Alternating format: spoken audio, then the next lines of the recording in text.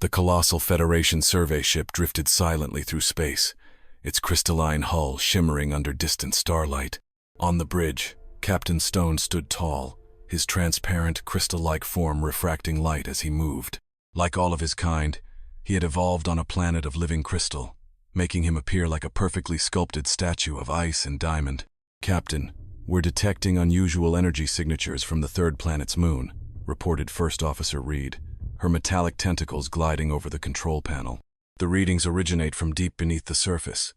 Stone turned toward the large viewing screen, displaying Earth's moon. This system had long been deemed insignificanta, mere heritage site marking the extinct species once called humans. They had vanished nearly 800,000 years ago, after a catastrophic event temporarily rendered Earth uninhabitable. "Show me the scan results," Stone commanded, his voice chiming like wind through glass. The screen filled with data, revealing thousands of energy sources pulsing steadily from the moon's core systems that had somehow remained operational for an impossible length of time. "Deploy deep scanners," Stone ordered. "I want to know what's down there." Hours passed as the ship's advanced sensors penetrated layers of moon rock. Then, images began to materialize, and the bridge fell silent. Beneath the surface lay a vast facility, perfectly preserved. Its design was unlike anything in the Federation's archives. Chamber upon chamber stretched across the underground complex, each filled with strange podstans of thousands of them. Inside each pod rested a sleeping figure. "Life signs detected," Reed whispered, her voice edged with disbelief. They're human." Stone felt an unnatural tremor in his crystalline frame. It was impossible. Humans were extinct. Every historical record confirmed it. And yet, here they were, thousands of them, frozen in time. "Contact the Federation Council immediately," Stone ordered. "They need to see this." Within minutes, the ship's communication screen lit up with the faces of the council members, the most powerful representatives in the galaxy. Expressions ranged from shock to deep concern as Stone relayed his findings. "This facility appears to be a preservation chamber," Stone explained. "Our scans indicate approximately 50,000 humans in suspended animation. Their bodies show no signs of decay. Whatever technology they used, it has sustained them flawlessly for nearly 1,000,000 years." The council erupted into debate. This discovery challenged everything they knew about Earth's history. Humans had been classified as a primitive species that never reached spaceflight before their extinction. But this facility suggested otherwise. "We should wake one," declared Councilmember Brigg, a being of pure energy.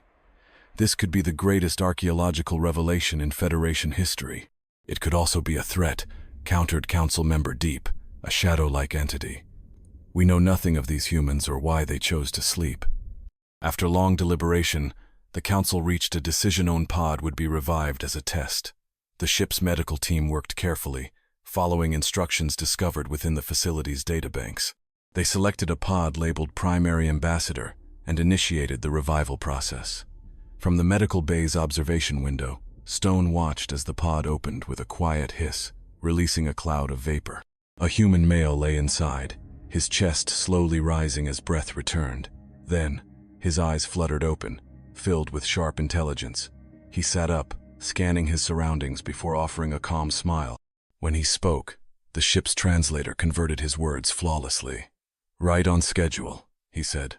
"I'm Dr. James Walker. Humanity has been waiting a very long time to meet you." A shiver ran through Stone's crystalline form. This was no ordinary discovery. This was the beginning of something far greater, something that would alter the course of the Federation forever. "Doctor." Walker sat in the Federation ship's meeting chamber, drawing fascinated stares from the alien crew. Despite waking after 870,000 years, he appeared remarkably healthy, his dark eyes sharp, his black hair untouched by time. Across from him, Captain Stone studied him intently, the facets of his crystalline form catching the room's light. "You said we arrived on schedule," Stone said. "How did you know we would find you?" Walker smiled. "We calculated that intelligent life would eventually come across our facility. The moon was the perfect hiding place, close enough to be discovered, but safe from Earth's changing conditions." The ship's medical officer, Dr. Bloom, a tall being of flowing liquid contained within a transparent suit, stepped forward, examining a datapad. "Your medical scans are extraordinary," she said. Your physiology shows extensive modifications. Walker nodded. Before the Great Disaster, humanity merged with our technology. Every human in those pods has a neural network woven through their brain and body. We are part organic, part machine. The room fell silent. Stone's crystalline structure vibrated with unease. And these modifications, what exactly do they allow you to do? Rather than answer, Walker turned to a computer panel on the far wall. Without touching it, the display flickered to life, showing intricate Federation data streams. We can interface with any system, Walker explained. Our minds process information faster than most supercomputers. Our bodies are stronger, faster, and far more resilient than before. First Officer Reed's metallic tentacles curled tightly. How did you access our systems? Federation security is the strongest in the galaxy. They were, Walker corrected gently.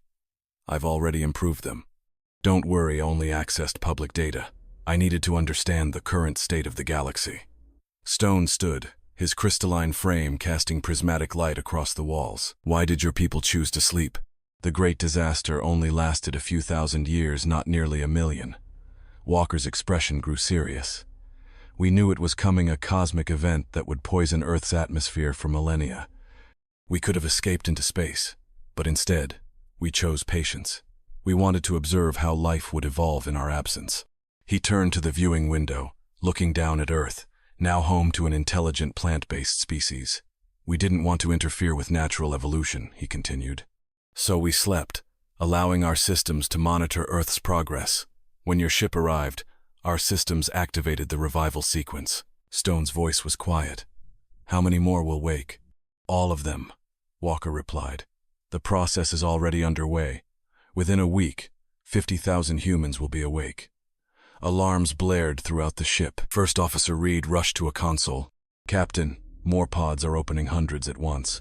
Walker smiled. Right on schedule. He turned to Stone. Would you like to meet humanity's best scientists, artists, and leaders? They're eager to see what the galaxy has become.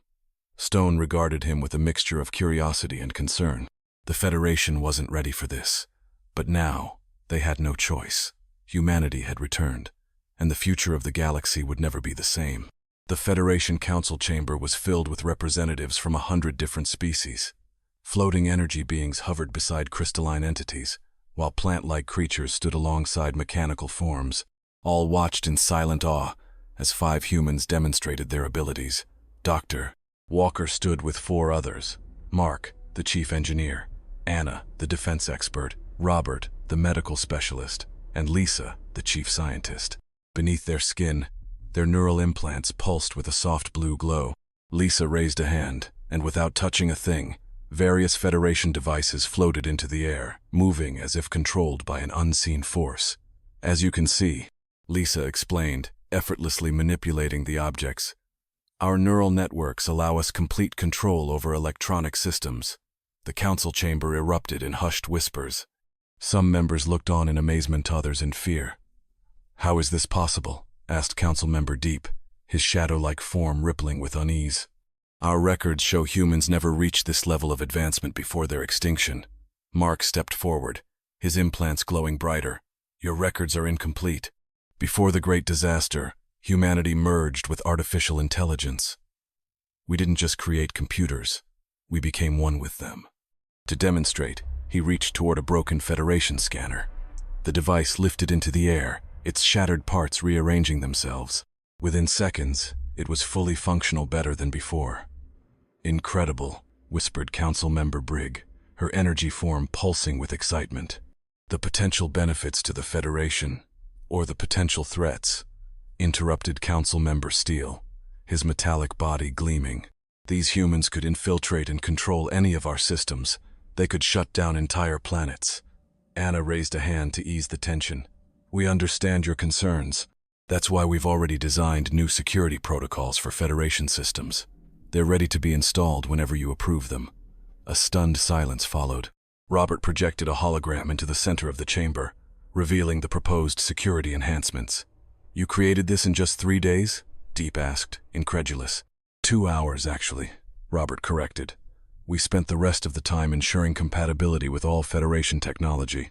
Murmurs filled the room. These humans weren't just advanced, They were operating on a level beyond anything the Federation had ever seen. Suddenly, a young Federation aide rushed in, their plant-like body trembling with excitement. The revival process is complete. All 50,000 humans are awake. Walker nodded calmly. And they're already up to speed. Our shared neural network allows instantaneous knowledge transfer. Every human now knows everything we've learned since waking. Council Member Steele's form stiffened. Are you saying all 50,000 humans know everything about the current state of the Federation? Lisa smiled. Yes, we've also begun improving the living conditions in the moon base. It can serve as a temporary home while we discuss our place in this new galaxy. The chamber fell silent. In less than a week, humanity had gone from an extinct civilization to potentially the most advanced species in the known galaxy. We want to help, Walker said softly, his gaze sweeping across the room. For nearly 1,000,000 years we dreamed of a future where we could share our knowledge. We have no desire to rule or dominate, only seek a chance to rebuild. Councilmember Brigg floated forward. And what do you want in return? Walker's response was simple. A home. A plan unfolds. The observation deck of the Federation Central Station offered a perfect view of Earth. Doctor. Walker and Captain Stone stood side by side, watching the blue planet slowly rotate below. Beautiful, isn't it? Walker said. Even after all this time, it still feels like home. Stone's crystalline form darkened slightly, sign of deep thought. That brings us to a crucial discussion. The plant collective has lived on Earth for over 300,000 years. Under Federation law, they are its rightful inhabitants. Walker turned to face him. We know. We've studied the Federation's laws. We don't intend to reclaim Earth. Before Stone could respond, his communication crystal chimed. A holographic image of First Officer Reed appeared, her metallic tentacles moving frantically. Captain, long-range sensors have detected something massive moving in the Kuiper Belt. Walker smiled. Right on time. The deck's view screen activated, displaying the outer reaches of the solar system. Enormous objects emerged from behind distant ice bodies. As they drew closer, their true scale became evident. Each one was larger than a small moon. What are those? Stone asked, his crystalline body vibrating with unease. Our backup plan, Walker explained. Colony ships. We built them before going into cryosleep, then hid them in the Kuiper Belt. Each one contains everything needed to rebuild human civilization. The screen zoomed in, revealing the sleek designs of the ship's self-contained worlds equipped with energy generators, manufacturing facilities, and advanced technology beyond anything the Federation had ever seen. There are 7 ships, Walker continued. Each can sustain 10,000 people comfortably. They have factories, farms, research centers, everything we need. Stone's form shimmered with understanding. So you never intended to reclaim Earth. This was your plan all along. We hoped Earth had changed, Walker admitted. That meant life had continued evolving. We wouldn't want to interfere with that, but we still need a home. Station alarms blared. More Federation ships were arriving, responding to the sudden appearance of the massive vessels. The Federation Council is calling an emergency session, Stone announced. They want you to explain this. Walker's implants glowed softly. I already am. The other humans are presenting our proposal to various Federation representatives as we speak. Proposal? Stone asked warily. Walker met his gaze. We request territory within Federation space to establish a new human civilization. We have everything we need in those ships. We only seek permission to settle. Stone's crystalline form shifted colors. This changes everything. Some council members already feared your technology. Now they see you have the means to build an entire civilization overnight. We understand their fear, Walker said. That's why we've been fully transparent. The ship designs and technical specifications are already available in the Federation database. We've hidden nothing. Through the station window, the colony ships drew closer. Their metallic hulls absorbed and reflected light, creating a shifting glow across their massive surfaces. Some will see this as a threat, Stone murmured, and others will see it as an opportunity, Walker countered. Think of what humanity and the Federation could achieve together. We spent nearly 1,000,000 years sleeping, Captain. Now, we're ready to dream again this time, alongside new allies. The view screen displayed the approaching colony ships in their full glory. In the coming days, the Federation would have to decide, Would humanity's return spark a new golden age, a conflict unlike any the galaxy had ever seen? The attack came without warning. 6 warships emerged near the moon base, weapons already primed. Their design was unfamiliar, their intentions unmistakably hostile. Inside the control center, Anna, humanity's defense expert, remained calm as red alerts flashed around her. Federation officers scrambled in panic, but she simply closed her eyes. Her neural implants flared with energy. "Enemy ships identified," she announced. "Pirates from the Outer Rim. They're after our technology." Captain Stone's crystalline body shimmered with tension. "The nearest Federation fleet is 2 hours away. We need to evacuate." "That won't be necessary," Anna said with a slight smile. "Defense systems are already responding." The pirate ships fired. Beams of energy streaked toward the moon base, but before they could make contact, invisible shields flared to life. The attacks dissipated harmlessly into space. "Impossible," Stone murmured. "The base had no shields." "It didn't," Dr. Walker said as he entered the control center. "We installed them yesterday along with other improvements." Through the observation windows, the moon's surface shifted. Hidden panels slid open, revealing sleek defense turrets that had lain dormant for centuries. Anna activated the comms. "Attention, pirate vessels. You have 10 seconds to retreat." The response was another barrage this time, a swarm of missiles streaking toward the moon base. Anna sighed. "Time's up." The defense turrets came to life, precision energy beams intercepting each missile with flawless accuracy.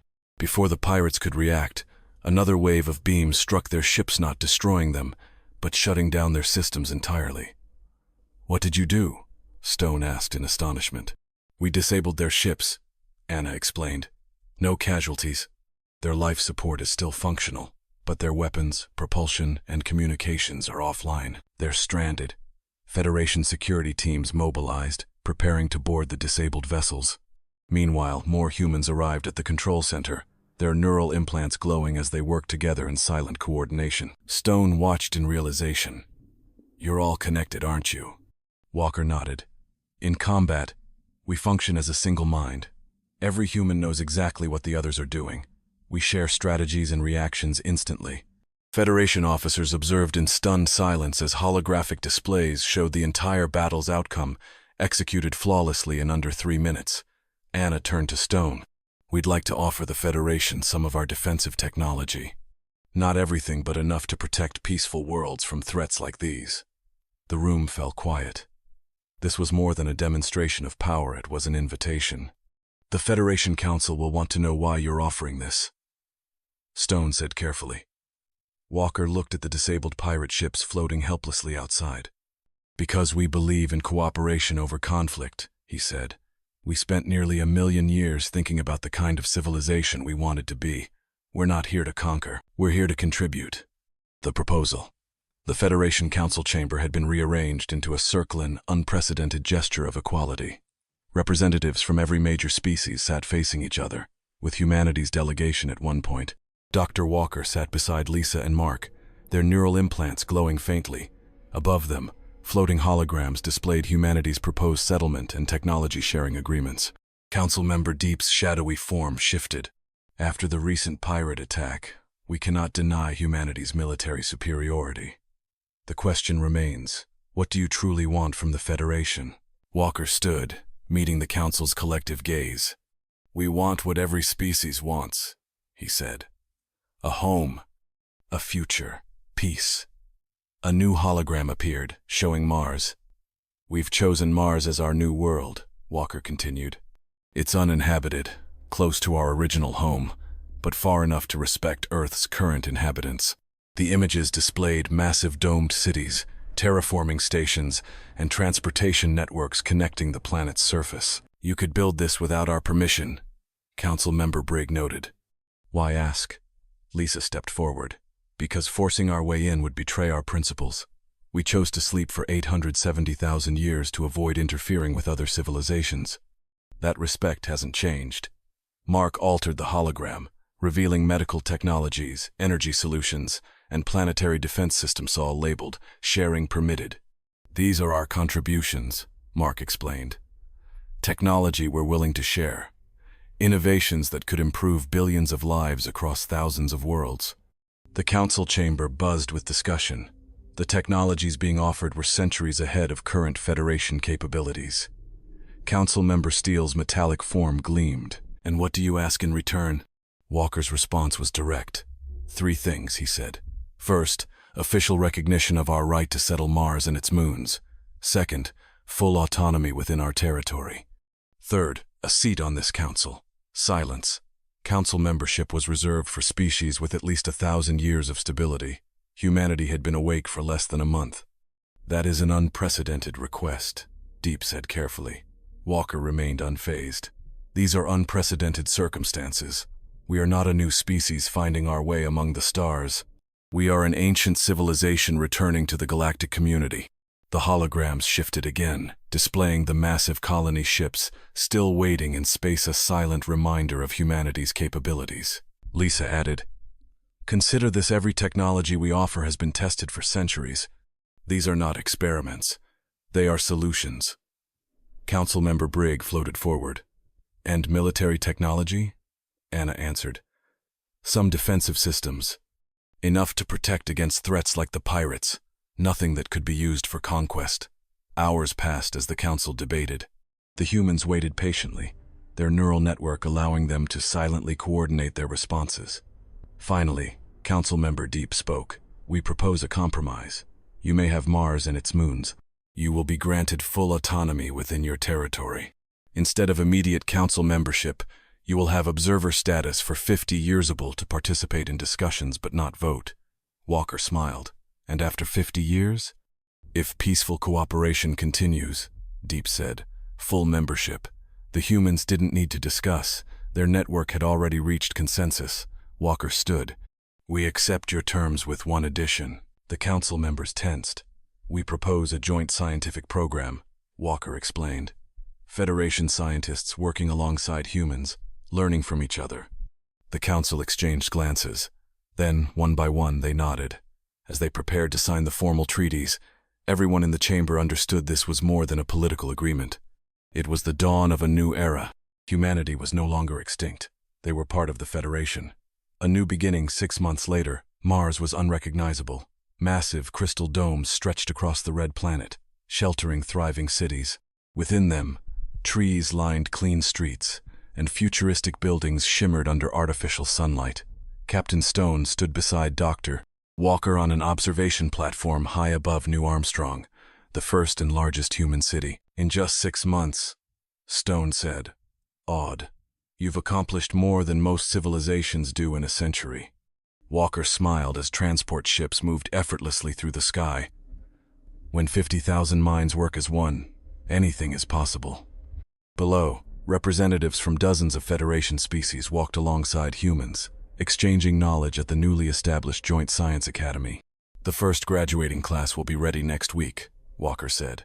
"Federation scientists who now understand our technology well enough to teach others." Stone's crystalline form sparkled. "And the medical technologies?" "Already implemented on 15 Federation worlds," Walker confirmed. "Disease rates have dropped by 60%. A chime interrupted them. A hologram of Lisa appeared. "The Plant Collective has approved our assistance in stabilizing Earth's climate," she reported. "We begin tomorrow." Walker turned to Stone. "Would you like to see something remarkable?" Stone nodded. As they descended toward the surface, one thing was clear: humanity hadn't just returned. They had changed the galaxy forever.